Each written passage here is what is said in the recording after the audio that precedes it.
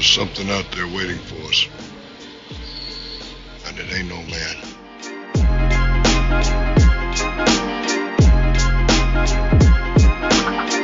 Don't you even know how to be a real Indian?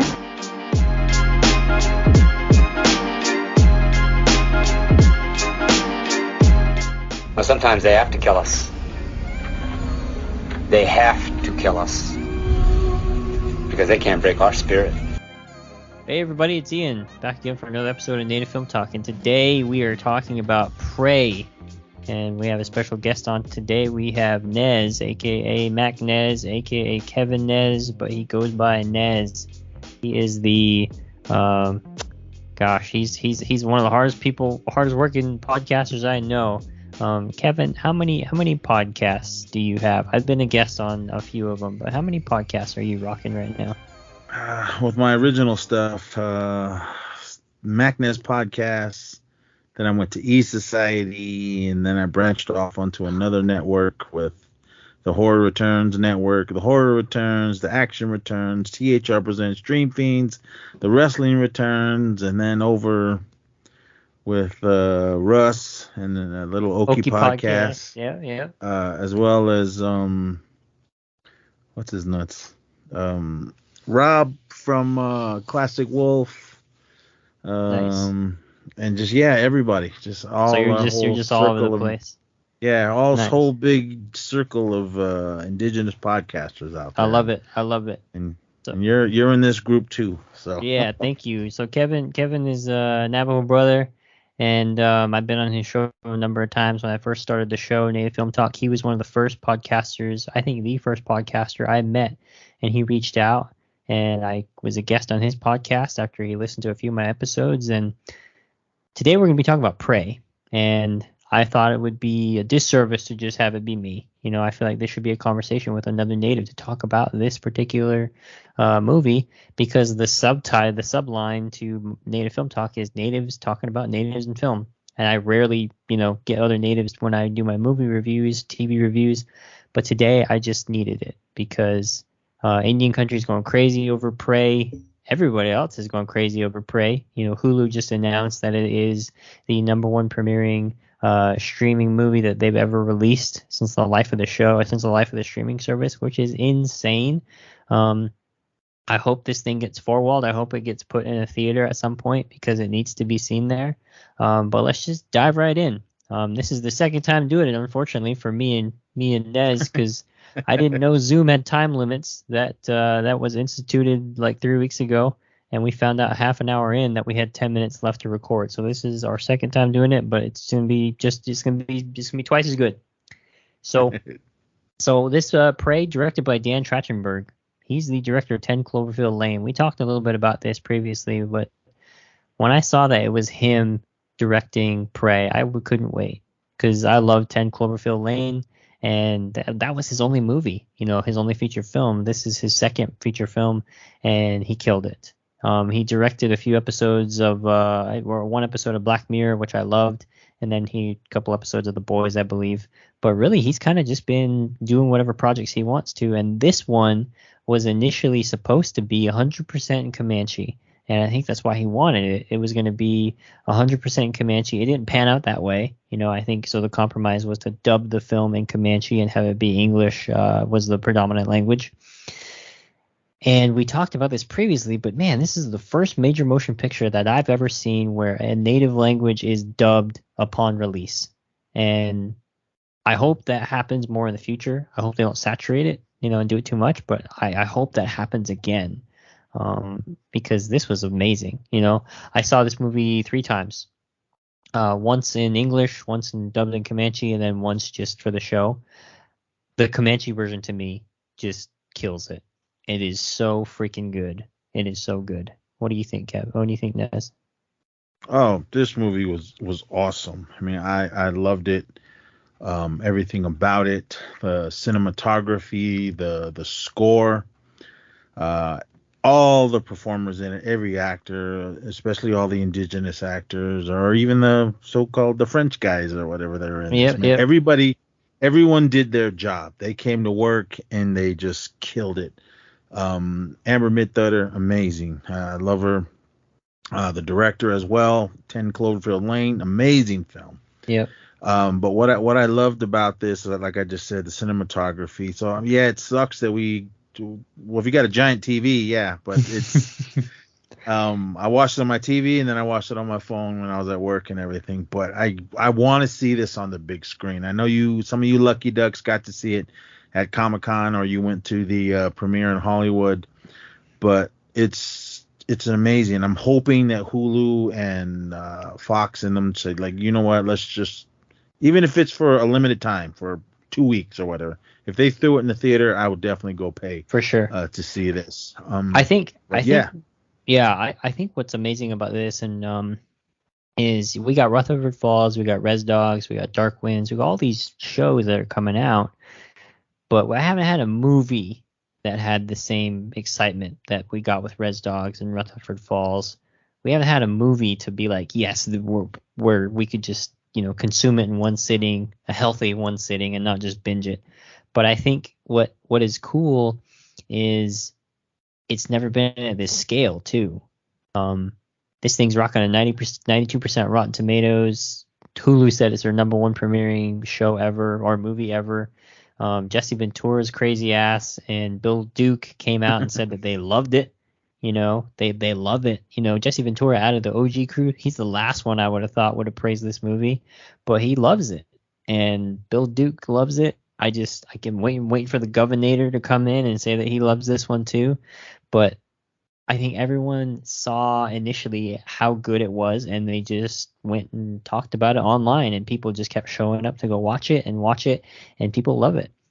There are some people that take offense with the fact that Amber Midthunder is like this petite native girl and can take out the Predator, but we'll talk about that later on. But she's like in Sarah Connor, like Ripley territory with this movie, and I think that's why it's cool for us. One, because she's native, but two, I think more importantly, because of how Indigenous women have been portrayed in film and television for such a long time, where they were like hypersexualized and they were always objects to be desired and sought after, and they always needed to be rescued and usually thrust into the arms of a non-native person, a white man. But this is like completely throwing everything that we've ever known on its head and just said, like, here's the path forward now. Amber Midthunder, Naru, just killing it. So I think the only negative I have right now is what you said. Should have been in theaters. I really want to see this in a movie theater. For sure. I got one more negative. I mean, this is just me. Nothing about the movie or story or anything. As the CGI wasn't the greatest. But I mean that's it. I mean that it doesn't take anything away from the film. Mm-hmm. It was just, I think I'm just spoiled with all of the Marvel CGI and everything else that these big productions put out. I got a list of negatives. So I'll talk about it real quick. Usually how my show goes, if you're unfamiliar with Native Film Talk about Native film and television, representation in film and television. Usually I go give a brief overview of what we're doing right now, and then I jump into the cast review, could do a plot review, positives, negatives, and final thoughts to take us home. Always with the lens of Native representation, of course. But I thought the English was too modern, and I didn't like that. I feel like if they were going to lean into English, they should have just had no Comanche. It was like the blend of it. And I think that's why personally I love the Comanche version, because the dubbed version, because it just cleans all that up. The dialogue is kind of corny at times when it's in English, but when you're just reading it, you're just like, God, this is fucking badass. Like, yeah, the third time that I saw it, it was in Comanche. So I watched it in Comanche twice so far, and it's just, God, it's such a good movie. But yeah, let's talk about it. I'll get to my gripes and my negatives at the end, but they're more nitpicks. They're not very big. It's certainly not with accuracy. It's certainly not with anything that is like gonna say like this is not culturally accurate. So let's jump into the cast review. The new faces that they brought into this freaking movie was amazing. Amber Midthunder, most notable. I mean, if you've seen her work, you know her, but I feel like she's a new face to everybody. But before we get to that, I want to give the flowers to Jane Myers. Jane Myers is really been a cultural consultant for a long time. on a lot of work. Most notably that I'm familiar with. The only reason I know who Jane Myers is because I recently did Magnificent Seven, the Denzel Washington Martin Sensmeyer version, and she was the cultural consultant for that movie. And so when I saw that, I was just like, man, this is badass. And then to see her again, this is the first time I've seen her be a producer at this level. I don't even think I think this is her first, for her first like feature film at this level that's been a producer. She was the Native American cultural consultant on Wind River, Magnificent Seven, The Lone Ranger, and Apocalypto way back in the day. And I think she did some work for 1883 as well. So she's been around. This isn't her first time going around and doing this work, but for her to be Comanche and working on this film, I think that was the right move. Even though you had a lot of non-native people up top in the directors, the other executive producers, to have Jane Myers here working on this, it really shows. I really cringe to think what it would have looked like without her. Who knows what that would have looked like? Who knows if we would have even got it dubbed in Comanche? So that's a great thing to focus on. And Nez, you actually saw that she was in the film, right? Yeah, she's in one of the scenes in the beginning. They're Nice. just kind of, it's like a night scene, and they're panning across the crowd. I'm pretty sure it's her. She was standing next to Naru Nice. when after is it Tabe? Is that how you say his name? Her brother. Yeah. Yeah, after he came back with the. That's how we're gonna say it anyway. Yeah, the head of the mountain lion. But yeah, she was there. I didn't really know who she was. I didn't really look into her career. I mean, I heard about her through her daughter. Shout out to P Bread. It said that I found that this was her mom, and I was like, oh, okay, cool.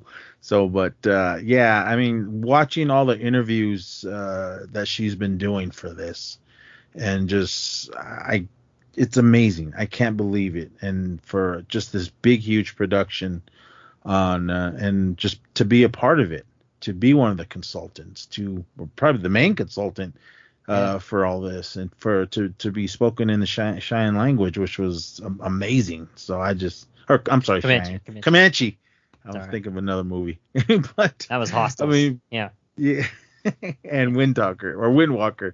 But yeah, I mean, it was just so awesome. I can't believe it. I mean, to get another Predator film. This is the fifth one, and well, not counting the AVP films, but for this level of awesomeness on what they did. I mean, just to bring indigenous actors and a producer, and just to give us this awesome film.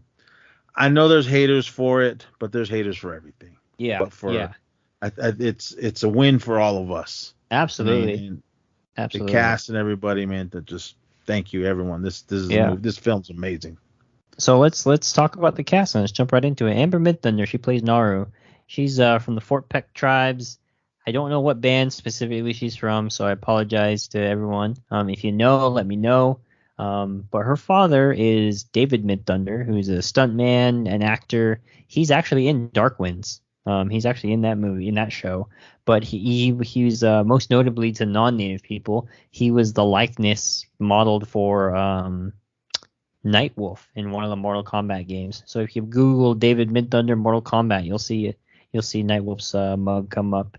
And then her mom, Amber Midthunder's mom, is Angelique Midthunder, friend of the show, former guest of the show, who runs Midthunder Casting LLC, who cast for Reservation Dogs. I'm surprised they weren't working on this particular film, but it's pretty awesome to see Amber Midthunder in this, because if you have never seen Amber Midthunder before, it's because you probably haven't gone out and looked out for her work. But she was in Ice Road. That was a Liam Neeson, Martin Sensmeyer movie. She was in the X-Men series Legion. She was in, most notably, I think what people recognize her from is Roswell, New Mexico. That went for 4 seasons. And then Prey, this one, it's her first lead role in any of the work that she's done in, and everybody loves it. Bill Duke shouted her out. Jesse Ventura shouted her out. I think people are excited to see what she's going to do next. She did a fantastic job in this film. And so what I thought was interesting when I read one of her interviews, might have been in Variety interview, but she said that she was really intentional in her career about not doing indigenous specific roles. And her resume shows that. Like, you look at her roles, like, there's nothing that jumps out as like, oh, I'm playing a native person. She played a native person in Ice Road, and also in Roswell, but they're not like on the nose native. Like, it's not out there. They're not making it known. They're not putting a hat on this person saying, hey, this is a native person. And it's interesting because her answer is around the fact that we've had terrible native representation for such a long time, that anytime you take an indigenous specific role, it's kind of a roll of a dice of what that's going to turn out to be like, because you don't know until you're in it. How the kind of care and consideration they're going to take with that, what the writers are they open to feedback? Are people going to be open to the feedback that you're giving them if it's something is culturally insensitive or inaccurate? So she kind of just shied away from that. So given that history, it's interesting that she decided to take a leap of faith and do this period piece sci-fi movie, and she killed it. So glad she did. So let's talk about her brother in the film, Dakota Beavers. He plays Tabe, Naru's brother. He's Okay Wenge Pueblo. He's a multiracial guy who identifies as a lot of things, but he's Okay Wenge. And this is his first acting role. And I'm so glad that he did this as his first acting role, because it was just solid. Could have fooled me. I thought he did a great job. What did you think, Kev? Nez? I thought he did a good job. I mean, he was one of those badass, don't mess with me natives. I mean, if I had his physique, I'd walk around with no shirt and my hair down. But I thought every time he was on the screen, it was like he owned his character. I mean, Absolutely. It was like couple smiles, but he was just that little stoic, that strong. Don't mess with me, and I'm the ruler. He seems like he's a musician. He's done a few other things other than acting. I hope he continues to act, because I really am looking forward to seeing him. And then, I just, if you're unfamiliar with the show, I kind of just go over the native characters. I don't really talk about the non-natives. Dane DeLigiero, he played the Predator. Once again, not native. We just blow past that. Michelle Thrush plays Aruka, who's Naru and Tabe's mother. Michelle Thrush is Cree. She's been in the game for a while. She was the Indian mother in Pathfinder. She was in the television show Blackstone, and then she was in the older film Dead Man, the Johnny Depp, Gary Farmer movie from back in the day. So she's been in the game for a while, but she did great in this. She was kind of the the healer that was, there was that one scene where they're kind of looking at the orange flower, and they have that exchange where she's like, what, you know about the orange flower? How did you know about that? And that orange flower comes to be a very significant piece in the film. But I thought Michelle Thrush did a great job in this. And next one, Stormy Kip as Wasape. He's the Comanche hunter who kind of like looks down on Naru, takes jabs at her every chance he gets. No idea what tribe this guy is. This is his first acting role as well. He has like no biography out there that I could find, but he's a native dude, and he's going to be a lead in an upcoming film. It looks like a thriller or a horror movie called Soyi, Sooyii, and it's translated to be creatures. This thing looks terrifying, and it looks awesome, and I look forward to seeing it. If you look on Stormy Kip's IMDb, you'll find that. Yeah, when's this coming out? I don't know. So I think year end for sure. Okay. And then we got Julian Black Antelope as Chief Kehetu. He just identifies as First Nations. He kind of has a career in like APTN shows. He was in Tribal. He was in Hold the Dark and Debris. What's interesting about Tribal, the TV show, it stars Jessica Matten, who plays Lieutenant Bernadette Manuelito in Dark Winds. And Dark Winds is going to be an upcoming episode for those of you listening. But I thought that was pretty cool. So this is a big negative for me. A big negative. So this guy, Julian Black Antelope, he's a First Nations Canadian guy, I feel like out of all the roles that you could have landed, there was like no speaking really for this role. This should have been a Comanche. I feel like you could have got somebody, a tribal leader in the Comanche nation, somebody. you know, to just be a tip of the cap to the Comanche Nation outside of everything, because there were no Comanche actors in this film, and that's one of my gripes I put in the negatives. You don't have to be the native nation that you're portraying, but it certainly helps when you're doing something of this magnitude, my opinion. I feel like this would have been a great role to fill with a Comanche person, but, you know, it is what it is. And then the last one, you know, we treat dogs like family. We treat res dogs like family in Indian country. So I would be remiss to not talk about the dog Coco, who is played Sari in the film, who is Naru's ride or die. Interesting fun fact, that dog was adopted specifically for this film. And the dog was adopted because of the way it looked, because it looked like a dingo kind of like dog. It would be historically accurate. And so that's why they adopted this dog. And it only got like a couple months of training for this role. And so I think it did a great job. You know, I thought it was a cool companion.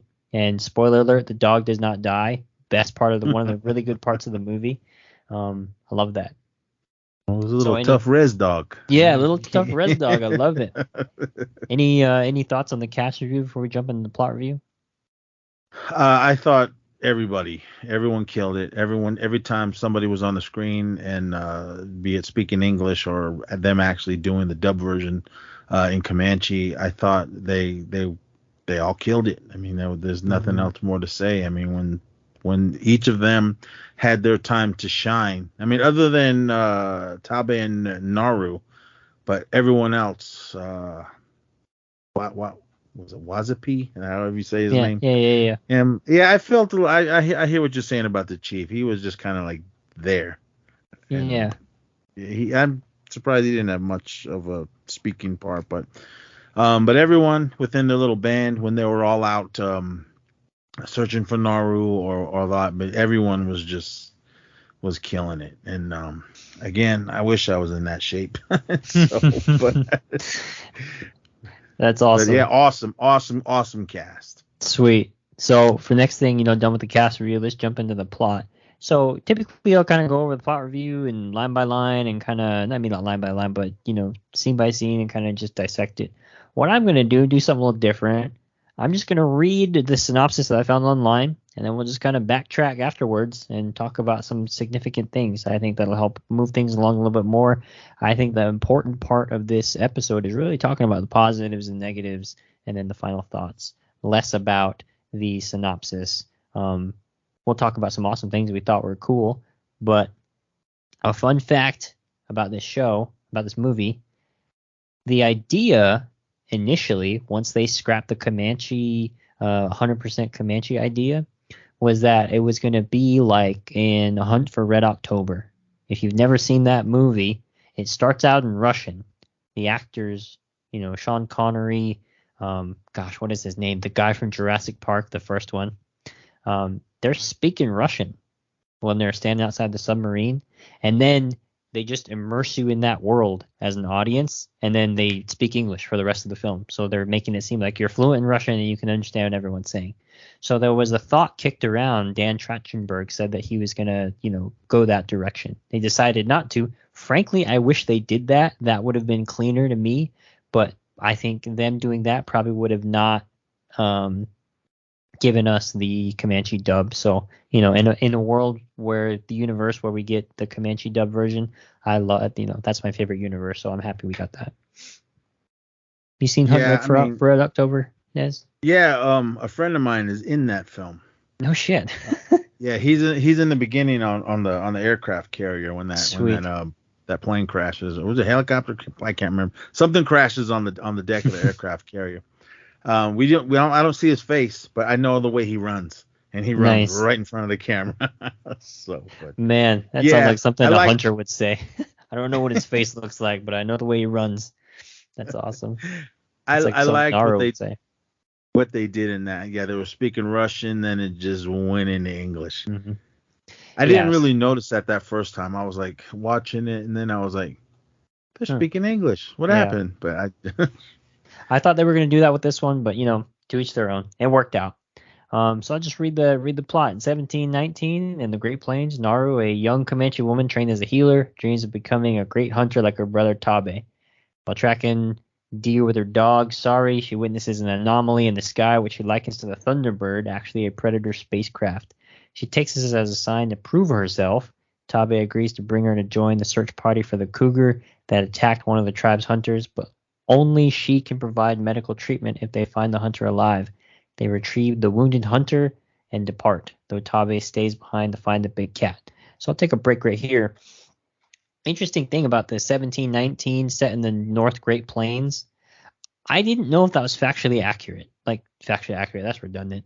I didn't know if that was accurate because Northern Plains, to me, I think of like, I don't know, Lakota, Cree, Crow, Ojibwe. I always thought Comanches were based out of, a little bit more south, kind of like New Mexico, Texas region. That initially I was kind of like furrowed my brow and just like, is that factually accurate? Is that real? I don't know if that's accurate. I don't know. Maybe that's just me. That was interesting. Well, I just assumed it was. You just assumed it was, so it's just a me and thing then. My bad. I just assumed it was. I wasn't sure. I mean, I didn't do my research on exactly what region of the United States they were in. Well, that's clearly something only I care about. What I thought was cool though was when the Predator's ship came through, like Naru thought it was a Thunderbird, and that was a sign for her to go through the trials. I thought that was a really cool way to tie in like the Predator ship coming or the Predator coming and her wanting to go seek out the lion to start her trials. I thought that was pretty badass. I mean, because when you look at it, when you see it, it's like in its little stealth mode. Mm-hmm. The little, not wings, but the little part where the jet flames are coming out, it's out. But then before it kind of really disappears, those little side wings come in. It retracts. Yeah. Yeah. So I thought that was really cool, and you could clearly see, especially for her never seeing anything like that. And she didn't know it was an alien ship. She just thought it was a Thunderbird. So I really love that. And for her to, all right, this is my turn now. It's my time. But the thing about that was, did they allow females to do these trials and everything? I don't really know. That's something where I think they took liberties. Personally, I don't know. And I would love to hear like a Comanche historian to tell me. I don't really know how defined gender roles were, and that can all get, that whole conversation can get dicey, But I really think that there were some liberties taken with that. I don't really know how often it happened, how practical it is, I'm really not sure. But it definitely was something that I think she was just going against the grain, didn't want to be pigeonholed into the same old gender role that's portrayed in the movie where they're not hunters. They're more healers. They take after the village while the men go out and, hunt the prey. And I think I was okay with that, though. That's one of those things I'm just like, hey, this is still badass, because in this paragraph, this first kind of section of the movie that I recapped, it shows her like getting out there. She's not just like, when I get my shot, I'm going to show everybody. Like, she's already there. She just hasn't got her shot yet. Like, you show her chasing down an elk, throwing her. She tells her mom, like, I'm going to go out and, gather the medicine, blah, blah, blah. While she's out, she's got her hatchet with her. She's chucking that axe against the trees, practicing, ties it to the rope. I took a big issue with that. The rope with the axe thing totally would not work that way if you pull it from a tree, but that's whatever. But I thought it was cool though. She tried to hunt down that elk, using Sari, her dog, as the helper, and I thought that was a cool sequence. Like, I like that there's minimal dialogue in this movie and they just jump right into it, and they're just like, here's what she's about. She's trying to prove herself. Her brother is a proven hunter, and he's kind of the guy. The up-and-comer, up-and-comer hunter in the community, and she's trying to find her foothold. Very simple story to tell, and it very tees it up really nice for the rest of the movie. What I liked about it was with her character, it kind of just reminded me of, because I watched the original one like right after I watched this one, Uh-huh. on how she was seeing this, she was seeing the footprints, she was noticing that there was something else out there, and That's a great point. everybody else was just like, it's nothing, it's just a bear, it's this and that. Because if you go to the original one, same thing. Billy's telling everyone, hey man, I think there's something else out there, and Oh. you got not Dutch. What was Apollo Creed's name? Dylan. You got Yeah. him, or not? No, Dylan was Yeah, that's Dylan. You son of a okay, bitch. Dylan. That's him. Yep. Yeah, that's right. You got him going. Nah, it's just a couple soldiers running around out there. Mm-hmm. So there was a lot of stuff like that in this story. I mean, because with these Predator films, I mean, you see them, you just want to see the action and the Predator and Mm-hmm. everything. But I think for me, being a native, I wanted to see them shine a little bit more. So I thought there was a good balance of Yeah. Predator action and them doing what they had to do. But it still kind of had that same thing I of saw them. this fucking movie 3 times. I didn't even pick up on that with Naru being the one that spotted every. She was the Where's Waldo expert. She definitely like looked into it more than everybody else. That's a great observation.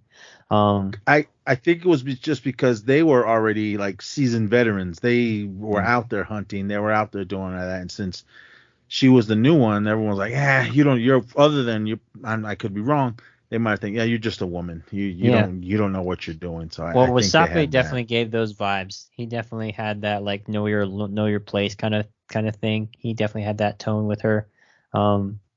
It's before we move on to the next part of this plot. What I really enjoyed about the beginning, at the beginning we have these kind of like wide, really shots of the village, and we kind of just get to see the community flourish. How they are. What I thought was cool was one, the attention to detail. I saw multiple people on Twitter, social media talking about the cultural accuracy, whether it was tanning of the hides, the outfits themselves, even the face markings. I'll talk about more about Amber Midthunder's, face markings compared to everyone else's, but I thought it was great that there was just usually with period pieces, it's like, look at these poor Indians, look at how tough life was for them. And it's like, no, these awesome natives are flourishing. They are thriving in this region. It just so happens that a predator comes along and kind of fucks up their day. So I think that what I really enjoyed was just it showed life being life. It wasn't struggling. It wasn't like struggling to survive. It's just like these people. That's how they exist. And I really loved that part. So this next part, let's talk about it. After they go out for that hunt to look for that big cat, they find unusual tracks and a meticulously skinned rattlesnake. So at this point, the predator had landed. And what I really liked about this part of it is to drive home the point that it's the first time that a predator is coming to the planet. I'm assuming really allows the battles to happen. Like he's trying to find the apex predator. That rattlesnake takes out. I can't remember what the rattlesnake bites. But it takes it out. He waits until the rattlesnake kills, and then he's like, okay, this is a predator, and then kills the rattlesnake, pulls its spine out. And then same with the wolf and the rabbit. When the wolf and the rabbit are looking at each other, he's like standing off to the side watching, and then after the wolf kills the rabbit, it's like, okay, clearly this wolf is the apex predator. And same with the bear and Amber Midthunder with Naru. When Naru retreats to that kind of cubby hole, in that little beaver dam kind of thing, that's when he realizes, okay, the bear is the apex predator in the situation. So he keeps working his way up the pecking order, and I really liked how they included that. Initially, I'm just like, what the hell is he doing? Like killing rattlesnakes. He went from killing humans, hardened Green Berets, to rattlesnakes and wolves. Initially, when I first saw the movie, I really didn't like it. But then my second time around, when I watched it in Comanche, I'm like, oh, it all makes sense now. This is supposed to be his first time. He's getting a feel for this. If it's your first time coming to Earth, you have no idea who's what. And so you're trying to get an idea of who is the apex predator that you need to be matching up and going toe to toe against. Yeah, that's what I love too, because this is supposedly the first one, and it's not even the species of predator that we're all used to. I mean, we figure out later on that it's something else. And it goes kind of back to Predators when they had I think it was Lawrence Fishburne was telling everyone, he goes, look, there's these predators and then there's another kind and they hate each other. So this feral predator was one of those ones. So, but I liked it. I liked what he was doing. Like, he was watching. This was his first time being there, because I'm sure these predators go all over the galaxy, all over the universe, and just hunt. Because if you've seen the second film, when you see that trophy case, there's different giant heads. There's a xenomorph. There's a human. One looks like a big old dragon skull. Yeah. But I mean, so yeah, he was just watching. He's okay. Like, yeah, the snake, the wolf or the fox or whatever it was. He was watching, and then when the humans came into play, that's when he was like, all right, these are the ones that I need to go after. So I loved all. Yeah, I'm with you. I didn't catch all that the first time, but the next watch, I was like, oh, okay, I see what he's doing. And I saw a lot of people take issue with that on Twitter, of kind of like, how do you go from killing Green Berets in the first one to killing rattlesnakes and wolves? But after watching it a couple times over, I'm like, I see what he's doing. He's getting a feel for it. So it could continue kind of with the plot.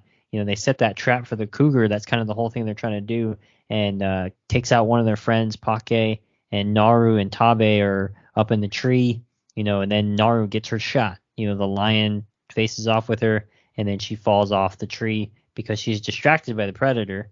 And then she falls off, blacks out, has to be carried back to camp by her brother. And then her brother actually takes out the cougar that she wounded on her way out, the lion. And then Tabe gets the title of war chief after completing the hunt, because he has completed the trial. So after this one, Naru's like, hey, there's still shit out there. There's still something going on there. Like, what we killed wasn't what we were searching for. So while she's out there, this is where we get the first taste of the French kind of frontiersmen, the trappers. She comes across that herd of like skinned bison. And I really like that they showed that, because that's something that I haven't seen in a period piece, where it's looking at kind of the like fucked up behavior of like the colonizers and people that were in that area, of just like how they were they were killing bison because they knew that was the natives' food supply, and so a way to pinch them and get them to eventually like kind of surrender, they would just kill, or they would just take their hides like this. Like, you had all that bison in that field just skinned. Like, none of the meat was taken, none of it was taken. It was just like they were all dead. And just that gross kind of practice, to see that in a film like that, just it was a visceral response for me. But also, I'm just like, man, finally, Yeah, because one of my friends, when he watched it, he thought the predator skinned all those bison. And I told him, I said no. I said it was the French guys that did it. They just kill it for the hide. And he was like, oh, okay. Yeah, like what you said, they were basically killing off their food source. So, but he was like, this was all new to him. This was actually the first Predator film he had seen. And because he didn't even know what Predator was. I'm like, how do you not know what the Predator is? How do you not know, bro? Yeah. That's crazy. So after Sari had seen these, or after Naru had seen these, skinned bison, that's when they come across that bear. And then she gets attacked by the bear. The predator sees the, confrontation between the two, and then takes out the bear. That crazy scene where she's kind of huddled up in the fetal position, ready to meet her death, and then the bear gets fucking dragged out like a rag doll. That shit was insane when I first saw that in the trailer, and then when I saw it again, that scene, that kind of fight scene between the bear and the predator, that's when I'm like, man, I wish I was sitting in a freaking theater right now. That scene was awesome. Yeah, the part I loved about that scene is when it was chasing her, when the predator sprung into action, the way, I mean, this predator must be super strong, because I don't know how much a full-sized grizzly bear weighs, but when he picked it up and the like blood, 1,000 pounds for sure, yeah. He's in his cloaked version, and the blood was just falling all over him, and you could see the shape of the predator. I thought that was awesome. And after this altercation, Naru swims away. She ends up landing in a trap. And what was cool is we see the predators. Up to this point, we just see him be like full of carnage, have no ethics that we've seen in the other Predator movies. Principles, I guess. We don't see any principles exercised because he's just trying to figure out the food chain on this planet. But then Naru's caught in a foot trap, and Predator just leaves. Just leaves her there. One, because doesn't see her as a threat because she lost to the bear. Doesn't see her as a predator that's worth taking. Doesn't see her as like game that's worthy of taking. But also doesn't see her as a threat, and so doesn't kill her. And then we see later too, the dog, same thing. The predator has an opportunity. He's got the sight set. Puts up the weapon. You think he's going to kill the dog, doesn't, because it's not a threat. And I think that was really cool that they just all non-communication. There was no realization by the people, by the actual Comanche warriors. It's just like understood, like, okay, this is how the predator operates. I really like that. Yeah, I mean, just it's got its code of ethics, its hunting rules, and Yeah, I mean love that. I still want a movie of them on their home planet to see what. I know we got like glimpses of their planets, but never really something that like took place. That'd be so badass. I mean, I'm hoping at some point in this franchise we get that. But that'd be badass. I love what was going on.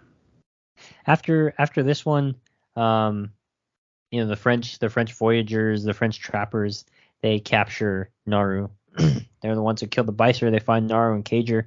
And then the translator is Raphael Adolini, who is significant because his name is inscribed on the flintlock pistol that ends up in this movie, but also shows its face in Predator 2, and questions Naru about the Predator, with whom he's familiar with, and she refuses to talk. And after that, they show her that, hey, we captured your brother Tabe here, and they start torturing him with a knife. And then they use both of the siblings as bait for the Predator. And then that's when we see this, like, to me, this reminded me of like Wonder Woman in when she's in no man's land, the setting, and how she's just like flying from place to place, just taking fools out. That's what the Predator was doing. Predator was just doing work in this scene, just taking out these French trappers. I really liked that scene. And I liked how also, once again, exercises the principles, does not attack Naru, does not attack Tabe, and just goes after everyone else. I thought that was pretty badass. And Naru, go ahead. No, all of them, they all had their muskets and their pistols and everything. So I kind of, this is what I think. I don't know if that's what they were trying to do.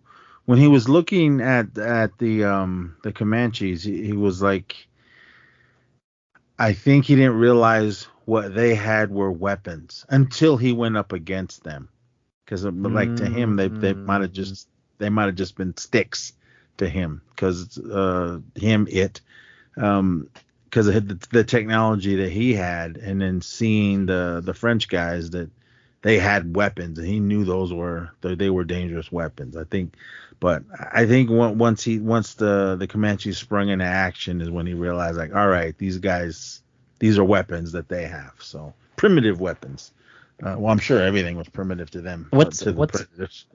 What's cool about this kind of fight scene too is this is when we see the effect of the orange flower, because Naru gives Raphael Adolini the orange flower to help reduce his body heat. That was used earlier in the film.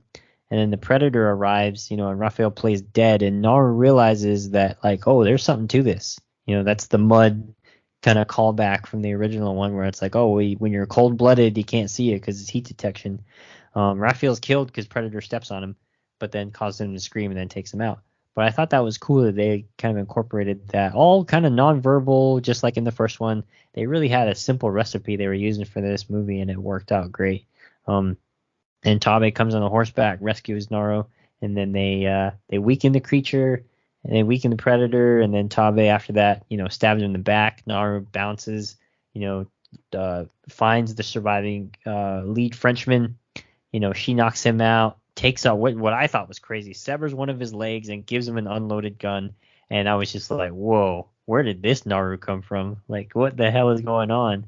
And then takes a bunch of orange flowers to lower her body heat, baits the predator to come in and kill the Frenchman. She uses Adelini's pistol to ambush the predator, takes off, knocks off the laser targeting mask, and then eventually uses that to kind of, basically booby trap him. And so, whoa, wait, really quick with the mask. What was that? It was some kind of. Was it a skull or was it? Because the scene when the French guy shoots at him in the head and the bullet just bounces right back at him. I wasn't sure is it what it was. I assume it wasn't from something from Earth that he put on himself. I don't know. From what I saw, the trivia was from Predators. That kind of skull was kind of based on Predators. That there was a skull in Predators apparently. Don't really know. I thought it was a turtle shell at first. Oh. But when that bounced off, I was like, okay, that ain't no turtle shell. That's awesome. So to round out the plot review on this one, Naru is the predator into the kind of the mud bog that she ended up in earlier in the movie. And then turns that projectile weapon he had in his mask against him, kills her. Predator dies. She takes the head back to the village, paints her face with the glowing blood, and brings the flintlock pistol back to her tribe. Then they honor her. They make her the new war chief, and then the end credits hit. Now, what I thought was badass was, one, she, killed the predator and used her wits, used the same tactics that Arnold did, made her body cold, and used her kind of traditional ecological knowledge to take the predator out. What I thought was interesting, though, is at the end credits, they have this kind of like, I don't know what you want to call it, like this art that they were using, kind of like ledger art, but not on a ledger, the kind of like canvas art that you would use to tell stories. And they kind of tell the story of like, go ahead. I thought it was on the bison skin on the inside. That's what I thought it was. Okay. Yeah. And she used that as kind of like a record of your people and stuff. And so I think what was crazy is after the film ended, it shows like three Predator spaceships coming to the Comanche territory. I don't know if that means there's going to be a sequel or they're just kind of hinting at like, oh, this is a formidable foe. Let's come and take these fools out, which I feel like is out of character for the Predator race to do, the Yautja. So I don't know. I kind of don't want a sequel to this because if you look at all the films before this one, none of them really tied together. They kind of did, but not really. We got Arnold and his crew, and then Arnold and Anna were the only one that survived, and then we got Danny Glover, who was pretty much the only survivor in that one, and then you got Adrian Brody, and I can't remember the young lady's name, and then in the Predator you had that whole big crew with Olivia Munn. So I liked how none of those characters really carried on into the next film. They're mentioned, they're mentioned and everything, but I like this one. If I know a lot of people, especially in the native communities, they want more. They want to see more of Naru in action. If they make that, I'll watch it. But I'm kind of hoping that they jump forward into maybe the Wild West times or something. I don't really know, because if you read the Predator comic books, they're all over the map with everything. So, but again, if they make a sequel with her involved, I mean, of course we're gonna watch it. Okay. And I'm all in it. So, nice. But I don't know. We'll see on how it's gonna go. But I agree. I hope there's no direct sequel. If they do something, I hope it's kind of further down the line to be a bridge, maybe between like the 1990 era where like Danny Glover gets the flintlock pistol. I hope that's like maybe the connection. But that's the plot review. So let's jump into it. The positives, negatives, and then final thoughts. So let's jump into it. The positives. The first time we have an indigenous female action hero, just boom. I brought it up. We have our Ripley, we have our Sarah Connor now. Like she's at that territory to me. Like, although great representation, it's been great, but a movie finally got its due, that has a strong Native woman at this level. Because like I said, you got Beans, you got Blood Quantum, you got these other great films, but it's kind of like in these pockets where you just don't see them, where these like great representation is happening that's like has plenty of Native content, native talent. It's written by Native people, but it doesn't get showcased at this level, and this one did. What did you think of that first Indigenous female action hero? Is she the first? I mean, I know a lot of people didn't like New Mutants. They didn't like New Mutants. I mean, I liked it for what it was. And what's her name? Danny in that one, Danny Moonstar. I don't know if Blue Hunt is an Indigenous actor, but yeah, I think it just nobody really saw New Mutants, and everyone refused to see it for some reason. But with this one, I think right now, yes, Amber Midthunder, Naru is our Ripley, is our Sarah Connor, and everything. Yeah. So I don't want them to typecast her as, well, you did this sci-fi action film, well, come over and do this one. We're gonna put a gun in your hand, and I hope they don't do that. If they do, I'll watch it. But I mean, I like what she did. She was a strong, positive Native warrior in this. I mean, because if you haven't seen the film yet and you're just listening to this, definitely watch. It's a multiple watch to see the badassery of who she is.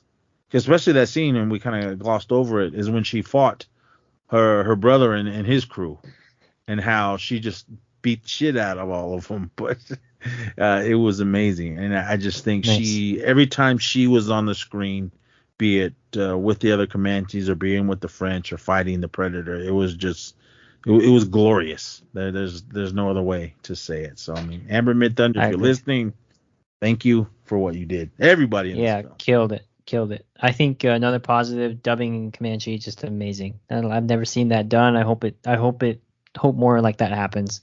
I feel like it made it a better film, which I had never seen before, where like the dubbed version is better than the regular version. I think that was crazy to me.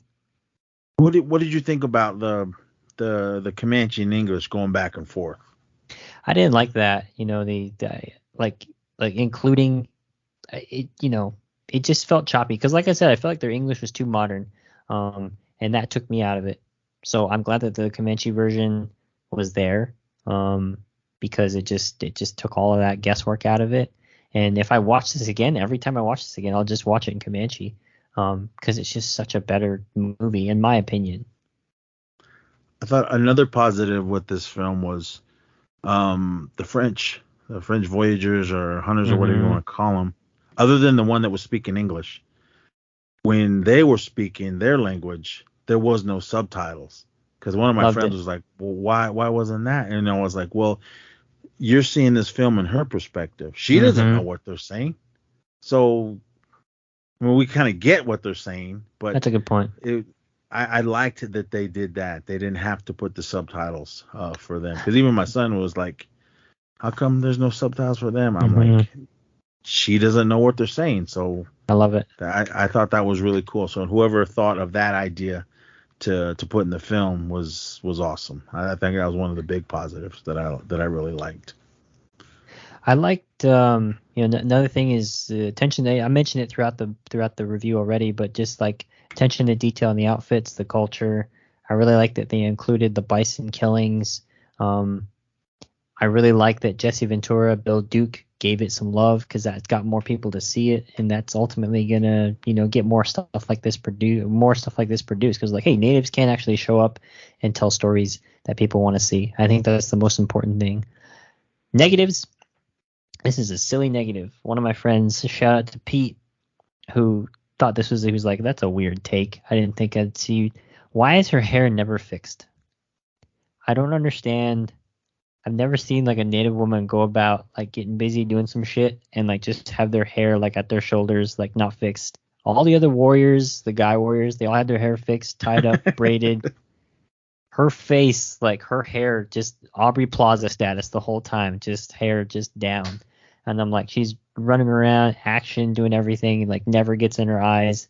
But that's kind of like I don't know, Wonder Woman thing, I guess. Like it never gets in her eyes, so I guess it's okay. I don't know what the purpose was there. Maybe it's to drive home the point that she's a rebel, she's free, she's different from social norms. But I just don't know why they didn't fix her hair. I took it as she was being herself. Okay. She was going against the grain. Okay. And so like because if you look at all the other females there, everyone's hair's fixed and everything. And like you said, like her brother and his crew, everyone had their hair either pulled back or nicely braided or whatever they did to themselves. But yeah, she was rough, rugged, and didn't care, man. She had that red style in her, and love it. She didn't care what anyone thought on how she looked. She goes, I'm not doing this to be a little pretty princess. I'm showing you guys I can be just as badass as you guys are. So I loved it. But I did notice that the first time I was thinking, how come she doesn't brush her hair or anything? Because even before she got into action, it was still all just hanging in her face. I can't run. I have long hair, and I can't run around with my hair in my face like that. It bugs me. My son has long hair, and the same thing. I just thought from a practical standpoint. But I think a negative for me is just like period pieces. I'm just so jaded.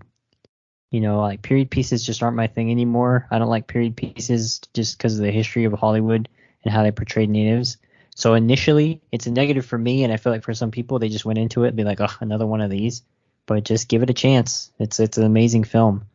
A negative I talked about before, like get an actual Comanche person in this. Out of, Jane Myers is an executive producer, awesome. But you had like no Comanche people in this movie. I thought that was a shame. You don't have to be Comanche to be, acting, but I feel like a movie of this magnitude, it would have been awesome to at least have one, my opinion.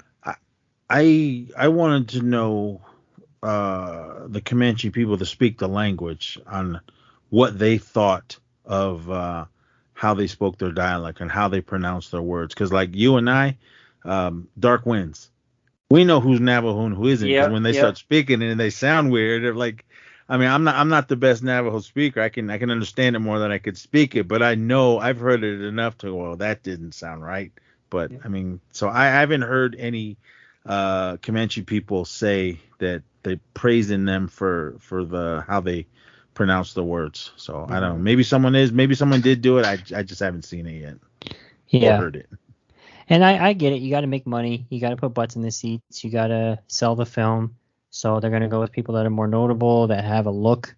But that was just something that I thought was. But final thoughts. It's clear that having a native producer makes a difference. The casting was awesome. You got new people in this. It wasn't the same old people faces that we've seen. I thought that was the most important thing. I think they should have went to a native director, but the fact that it was Dan Trachenburg, I'll live with it. He did a bang-up job. I thought he was badass. One of my biggest downers is it didn't go to the theaters. I love how Indian country already embraced this.